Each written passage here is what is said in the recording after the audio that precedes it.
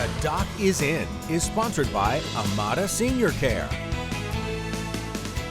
Fox 56 News Chief Medical Contributor Dr. Ryan Stanton, he's been warming up in the studio for the past 30 minutes or so, maybe about an hour, but he's joining us again with some more helpful information. Yes, today he has more winter tips on how to battle the cold. This time, you're going to talk for all of us, not just the elderly. Yeah, this is everybody. And, you know, Justin mentioned the next big thing. Well, this is the next big thing for healthcare, being the fact it's so cold with our snow and ice that the risk associated with it. And this is bone-chilling cold that we're not typically used to here in the bluegrass. So let's dive right into it. Weather and conditions like we're seeing this week, the risk of hypothermia is real, and it doesn't often take long when you have the conditions in the single digits and wind chills well below zero.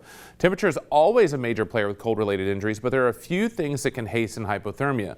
This includes moisture. Moisture is a big one, especially if you've been inside and you started sweating or have layers of moisture. That moisture wicks away that heat much more efficiently. You can think back to your physics and chemistry with actually that transition of heat into that moisture. Wind is a big player too. Now we had this over the weekend. It's died down some, but the wind wicks away that heat in that area of heat around our body. And of course the exposure. What is exposed is your face, your ears, areas that have more surface area compared to the amount of blood supply that they have. They are higher risk for potential badness. Fingers, ears, nose, things of that nature. The key to all of these is to dress in layers, keep your clothing and especially the inner layers and socks as dry as possible, and avoid situations where you may be in the elements for an extended amount of time unless adequately prepared. This is especially true when driving and traveling when you don't plan to expect to be in the elements for an extended amount of time. We tend to have at least at least one of these cold stretches here in the bluegrass, and though it's not unheard of, we also don't deal with this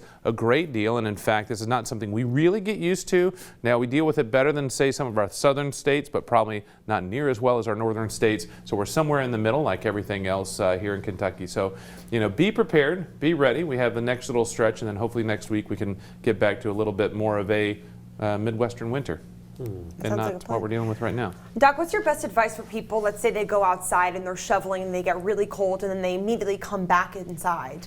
Now that's not a huge deal, but the challenge there is not only is snow shoveling a great stress test, and when I mean great, not a great, because a lot of people will fail their stress test.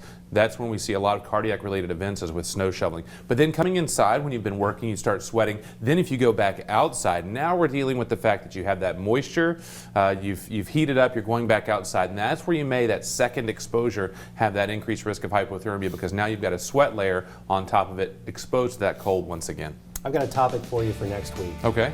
When my feet get cold, Oh my God. they stay cold forever. I have to get like a hair dryer out just to get them to warm up again. What's that mean? Well, it means we may next week have a vascular surgeon in here to do this segment. So Maybe the doc may be different next week. We'll see. I should have worn my Uggs. Maybe. We need to get him a good pair of shoes and socks next week. If anybody's watching, please get him a good pair of socks. Thank you. My feet are freezing. We'll be right back. Scan the QR code on your screen now and download the Fox 56 News app.